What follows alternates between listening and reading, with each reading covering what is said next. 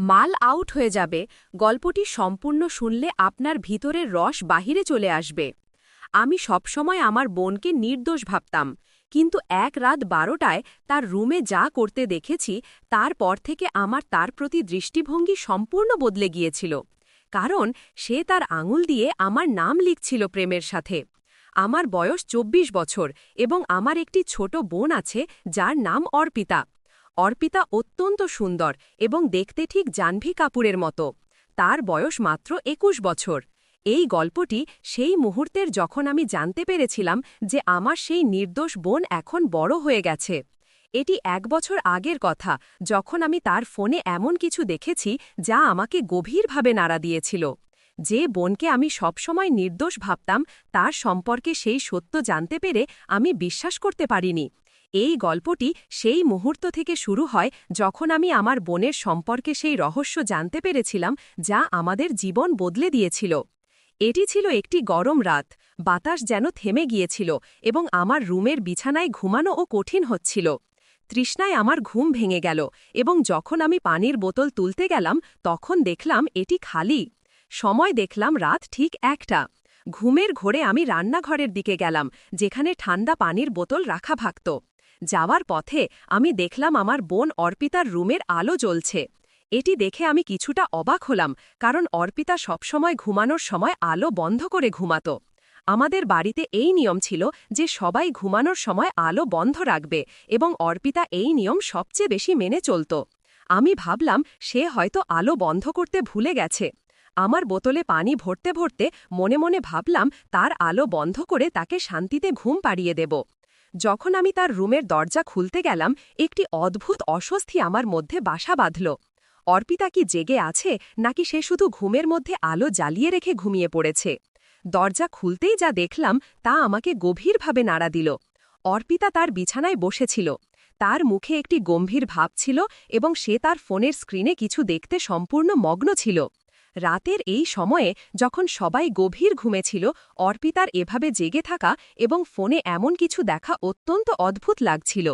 আমার দৃষ্টি পড়তেই সে দ্রুত ফোনটি লুকিয়ে ফেলল এবং তার চোখে ভয়ের একটি ঝলক স্পষ্ট দেখা গেল।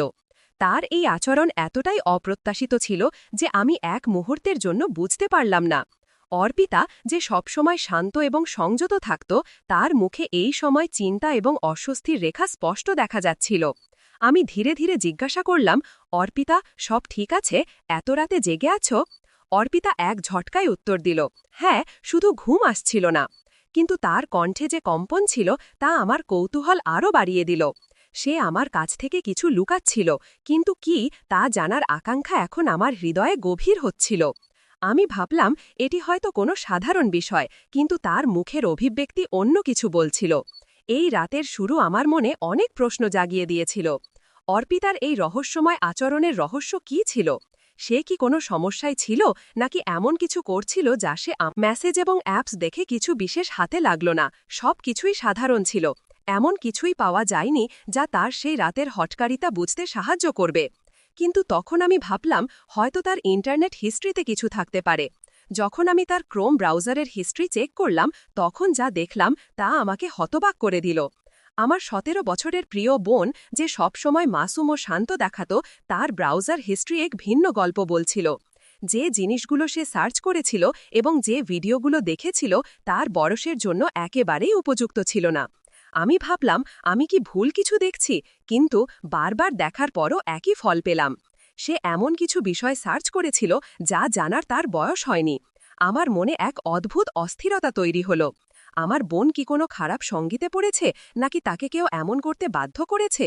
তার এই অনলাইন কার্যকলাপ তার মনে কি প্রশ্ন জাগাচ্ছে? তার এই হিস্ট্রি দেখে আমি বুঝতে পারছিলাম না এই বিষয়ে কি ভাবব বা কি করব। আমি ফোনটি আবার তার জায়গায় রেখে দিলাম, কিন্তু আমার মন শান্ত ছিল না। আমি সিদ্ধান্ত নিলাম এখন আমাকে এ বিষয়ে গভীরভাবে ভাবতে হবে। এই প্রশ্ন যে শেষ পর্যন্ত আমার বোন কেন এবং কিভাবে এই সব সার্চ করল তা আমার মাথায় ঘুরতে থাকল। এখন এই রহস্য আরও গভীর হচ্ছিল। যখন আমি অর্পিতার ব্রাউজার হিস্ট্রি দেখেছিলাম, তখন থেকেই আমার মনে এক অদ্ভুত অস্থিরতা ছিল। আমার মাসুম বোনের কেন এবং কিভাবে এমন জিনিসে আগ্রহ হলো, এই প্রশ্ন আমাকে ঘুমাতে দিচ্ছিল না। আমি জানতাম এই রহস্যের কোনো গভীর কারণ আছে যা বোঝা জরুরি। আমি অর্পিতার আচরণে নজর দিতে শুরু করলাম এবং তার কথায় এক পরিবর্তন দেখলাম। সে প্রায়ই তার এক বিশেষ সখীর কথা বলত, যাকে আমি আগে কখনো চিনতাম না। তার নাম শুনেই আমার মনে এক অদ্ভুত আশঙ্কা জন্মাল। আমি ভাবলাম হয়তো অর্পিতার এই নতুন অভ্যাসের পেছনে তারই হাত আছে। একদিন আমি অর্পিতার সাথে তার সেই সখী সম্পর্কে সরাসরি কথা বলার সিদ্ধান্ত নিলাম। আমি তাকে হালকা ফুলকাভাবে জিজ্ঞাসা করলাম, তোমার সেই নতুন সখীকে? তোমার সাথে সবসময় তার কথা শুনি। অর্পিতা একটু হেসে খেলে বলল, সে আমার ক্লাসে নতুন এসেছে, বেশ মজার এবং অনেক কথা বলে। আমি তার কাছ থেকে আর কিছুই জানতে পারলাম না, কিন্তু আমার ষষ্ঠ ইন্দ্রিয় বলছিল এই মেয়েটি অর্পিতাকে ভুল পথে ঠেলে দিয়েছে। কিছুদিন পর আমি অর্পিতার ফোনের হিস্ট্রি আবার খুঁজে দেখার সিদ্ধান্ত নিলাম, এবার আরও গভীরভাবে।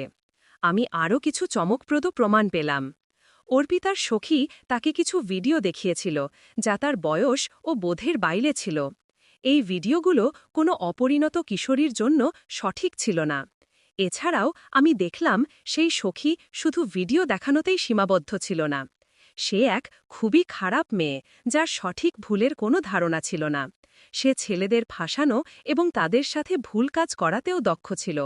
সে অর্পিতাকে এমন অনেক গল্প বলেছিল যা অর্পিতার মাসুম মনকে বিচলিত করছিল। এই সব জানার পর আমার মন ভেঙে গেল। আমার মাসুম বোন, যাকে আমি সবসময় সঠিক পথে চলার পরামর্শ দিতাম, সে এমন নোংরা অভ্যাসে জড়িয়ে পড়েছে। এবং এর কারণ ছিল সেই সখী যে তাকে নিজের মতো বানাতে চেয়েছিল। এখন আমাকে অর্পিতাকে এই কাদা থেকে টেনে বের করতে হবে। আমি সিদ্ধান্ত নিলাম প্রথমে আমাকে সেই সখী থেকে অর্পিতার দূরত্ব তৈরি করতে হবে, এবং তারপর আমার বোনকে ভালোবাসা ও বুদ্ধিমত্তা দিয়ে বোঝাতে হবে যে সে কোন পথে চলেছে এবং কিভাবে আবার সঠিক পথে ফিরে আসতে পারে। এইভাবে আমি আমার বোনকে সেই ভুল সঙ্গ থেকে বাঁচালাম এবং তাকে জীবনের সঠিক পথে আনার চেষ্টা করলাম। এই যাত্রা সহজ ছিল না, কিন্তু আমার ভালোবাসা ও বোধই তার ঢাল হল। শেষে অর্পিতা সেই সখী থেকে দূরে সরে গেল এবং তার ভুলগুলো থেকে শিখল। এই অভিজ্ঞতা আমাদের সম্পর্ককে আরও শক্তিশালী করে তুলল। এই গল্প থেকে আমরা শিখতে পারি যে ভুল সঙ্গ কত দ্রুত ও সহজে আমাদের ভুল পথে নিয়ে যেতে পারে, কিন্তু যদি পরিবারের সমর্থন ও বোধ থাকে তবে কোনো পথই কঠিন হয় না। মাল আউট হয়ে যাবে। গল্পটি সম্পূর্ণ শুনলে আপনার ভিতরের রস বাহিরে চলে আসবে। অর্জুন, তোমার হাতটা আরেকটু নিচে নামাও, আমার খুব ভালো লাগছে। ম্যাডাম, আমি কি আপনার কোমরের আরও নিচে নিয়ে যাব? হ্যাঁ, অবশ্যই। সেদিন আমার মালিশ নেবার সময় বেশ আরাম লাগছিল, কিন্তু তারপরেই এমন কিছু ঘটল। রাত ছিল, হাভেলির চারপাশ স্তব্ধ। জানালা দিয়ে হালকা বৃষ্টির ফোঁটা কাচের ওপর পড়ছিল। ঘরে একটি মাঝারি আলো জ্বলছিল। নিধি মালহোত্রা, ৩৫ বছর বয়সী, ঘন লম্বা চুল, টান টান কোমর এবং মাদকতাময় চোখ। তার স্বামী করণ ব্যবসার কাজে চিরতরে বাইরে চলে গিয়েছিল। নিধি এখন একা, তার মন অস্থির ছিল, শরীরে একটা অদ্ভুত উষ্ণতা ছিল। সে বিছানায় শুয়ে শুয়ে তার গাউন আরও আলগা করল, চোখ বন্ধ করে নিল। ঠিক তখনই দরজায় হঠাৎ টোকা পড়ল। এসো, সে আস্তে করে বলল। দরজা খুলল। ভেতরে প্রবেশ করল অর্জুন শর্মা, ২৮ বছর বয়সী, টান টান শরীর, চওড়া বুক, বাদামি চোখ এবং গভীর কণ্ঠস্বর। সে ছিল নিধির ম্যাসাজ থেরাপিস্ট। ম্যাডাম, আজকের ম্যাসাজ সেশন শুরু করব? অর্জুন আস্তে করে জিজ্ঞেস করল। হ্যাঁ অর্জুন, আজ আমার খুব ক্লান্তি লাগছে। নিধি ঘাড় ঘোরাল। অর্জুন ঘরের আলো সামান্য কমিয়ে দিল। সে হাতে তেল নিল। তার আঙুলগুলো ছিল গরম আর মজবুত। ম্যাডাম, আপনি শুয়ে পড়ুন, অর্জুন বলল। নিধি তার রেশমি গাউন কাঁধ থেকে নিচে নামিয়ে দিল। তার পিঠ অর্জুনের সামনে ছিল। অর্জুনের চোখ তার নগ্ন পিঠের উপর স্থির হয়ে গেল। সে গভীর শ্বাস নিল এবং তার হাত দুটি নিধির কাঁধে রাখল। অর্জুন ধীরে ধীরে নিধির ঘাড়ে তেল মাখানো শুরু করল। তার আঙুলগুলো নিধির নরম ত্বকের উপর ঘুরতে লাগল। আস্তে চোখ বন্ধ করে বলল নিধি। অর্জুনের হাত এবার তার ঘাড় থেকে নিচে পিঠের ওপর নামতে লাগল। তার আঙুলগুলো প্রতিটি স্নায়ুর ওপর নাচছিল। নিধির ঠোঁট থেকে হালকা একটা বোঙানির শব্দ বেরোল। আপনার ত্বক খুব নরম ম্যাডাম, অর্জুন ফিসফিস করে বলল। আর তোমার হাত খুব গরম, নিধি ধীরে করে বলল। অর্জুনের হাত এবার তার কোমরের কাছে পৌঁছাল। সে নিধির কোমর শক্ত করে ধরল। নিধির শ্বাস-প্রশ্বাস দ্রুত হতে লাগল। অর্জুন আরও নিচে। অর্জুনের হাত এখন নিধির নিতম্বের উপর। সে ধীরে ধীরে সেগুলিকে ডলতে শুরু করল। তার আঙুলগুলো প্রতিটি স্নায়ুকে জাগিয়ে তুলছিল। নিধির চোখ তখনও বন্ধ। তার আঙুলগুলো বিছানার চাদর শক্ত করে ধরেছিল। অর্জুন নিধিকে নিজের দিকে টানল। নিধি চোখ খুলল। তাদের চোখ একে অপরের মধ্যে ডুবে গেল। অর্জুন, তুমি কি আমাকে আরও অনুভব করতে চাও? নিধি আস্তে করে বলল। অর্জুন কিছু না বলে তার মুখ নিধির মুখের কাছে নিয়ে এলো। তাদের নিঃশ্বাস একে অপরের সাথে মিশে গেল। ম্যাডাম, আপনি খুব সুন্দরী। অর্জুন তার ঠোঁটে হালকা চুম্বন করল। নিধি তার আঙুলগুলো অর্জুনের চুলের মধ্যে ঢুকিয়ে দিল। অর্জুন নিধিকে নিজের বাহুতে শক্ত করে জড়িয়ে ধরল। তাদের শরীর একে অপরের সাথে মিশে যেতে লাগল। ঠিক তখনই দরজায় হঠাৎ টোকা পড়ল। অর্জুন আর নিধি দুজনেই চমকে গেল। কে হতে পারে? নিধি ঘাবড়ে গিয়ে বলল। অর্জুন দ্রুত তার শার্ট পরে নিল। নিধিও গাউন শক্ত করে বাঁধল। দরজা খুলল। সামনে দাঁড়িয়েছিল মীরা, বাড়ির পুরনো পরিচারিকা। তার চোখ অর্জুনের ওপর স্থির ছিল। ম্যাডাম, করণ সাহেবের ফোন এসেছে। উনি বলেছেন যে দুদিনের মধ্যে বাড়ি ফিরছেন। নিধির মুখের রং উড়ে গেল। ঠিক আছে, তুমি যাও। মীরা অর্জুনের দিকে তাকিয়ে বলল, আর অর্জুনজি, আপনি কি একটু থাকতে পারেন? আমার আপনার সাথে কিছু কথা বলার আছে। অর্জুন নিধির দিকে তাকাল। নিধি চোখ দিয়ে তাকে ইশারা করল। অর্জুন মীরার ঘরে প্রবেশ করল। বলো, কি বলতে চাও? অর্জুন তীক্ষ্ণ স্বরে জিজ্ঞেস করল। মীরা অর্জুনের মুখের দিকে তাকাল। তার চোখে গভীর দুষ্টুমি ছিল। অর্জুনবাবু, আপনি যা করেছেন সেটা করণ সাহেব জানতে পারলে কি হবে? অর্জুন তার হাত ধরে ফেলল। তোমার কি চাই? মীরা তার আঙুলগুলো অর্জুনের বুকের উপর ঘোরাতে ঘোরাতে বলল, আমি আপনার গোপন কথা গোপন রাখতে পারি, কিন্তু তার জন্য আপনাকেও আমাকে সেটাই দিতে হবে যা আপনি নিধি ম্যাডামকে দিচ্ছেন। অর্জুনের মুখ কঠোর হয়ে গেল। মীরা তার আরও কাছে এলো। অর্জুন মীরাকে ধাক্কা দিয়ে দূরে সরিয়ে দিল। আমি তোমার সাথে কিছু করব না। মীরা হেসে বলল, আচ্ছা, তাহলে দেখে নিও। কাল সকালের মধ্যে করণ সাহেব সব জানতে পারবেন। অর্জুন ঘাবড়ে গিয়ে নিধির ঘরের দিকে তাকাল। নিধি বিছানায় বসেছিল। তার চোখে জল ছিল। অর্জুন এখন কি করবে? অর্জুন তাকে শক্ত করে ধরে বলল, তুমি চিন্তা করো না, আমি সব সামলে নেব। কিভাবে? মীরাকে থামাতে হলে আমাকে তাকে সেটাই দিতে হবে যা সে চায়। অর্জুন মীরার ঘরে প্রবেশ করল। মীরা বিছানায় বসেছিল। সে তার শাড়ির আঁচল নামিয়ে দিল। তাহলে আসেই গেলেন অর্জুনবাবু। অর্জুন তার পোশাক খুলতে শুরু করল। মীরা তাকে নিজের দিকে টেনে নিল। তাদের শরীর একে অপরের মধ্যে ডুবে গেল। অর্জুনের ঠোঁট মীরার শরীরের প্রতিটি অংশ চুম্বন করছিল, কিন্তু তার চোখে শুধু একটিই মুখ ছিল, নিধি। রাত। করণ হঠাৎ বাড়ি চলে এলো। মীরা করণের কাছে গেল। করণ সাহেব, আমার আপনাকে কিছু বলার আছে। করণের চোখে রাগ ছিল। কি কথা? আপনার বাড়িতে কেউ আপনার বিশ্বাস ভাঙছে। করণের কপালে ভাঁজ পড়ল। মানে? মীরা আস্তে করে বলল, আপনার স্ত্রী আর অর্জুনের মধ্যে কিছু চলছে। করণের মুখ রাগে লাল হয়ে গেল। সে অর্জুনকে ডাকল। অর্জুন ঘরে প্রবেশ করল। তাহলে এসব সত্যি? করণ চিৎকার করে বলল। করণের চোখ রাগে লাল হয়ে যাচ্ছিল। সে অর্জুনের কলার শক্ত করে ধরল। তুই আমার অনুপস্থিতিতে আমার স্ত্রীকে ছুঁয়েছিস? অর্জুন নিজেকে ছাড়িয়ে নিয়ে বলল, করণ সাহেব, আপনি ভুল বুঝছেন, এমন কিছু হয়নি। মীরা করণের কাঁধে হাত রেখে বলল, আমি নিজের চোখে দেখেছি, এরা দুজন বেডরুমে একসাথে ছিল। নিধির মুখের রং উড়ে গেল। সে অর্জুনের দিকে তাকাল। অর্জুনের চোখ নত ছিল।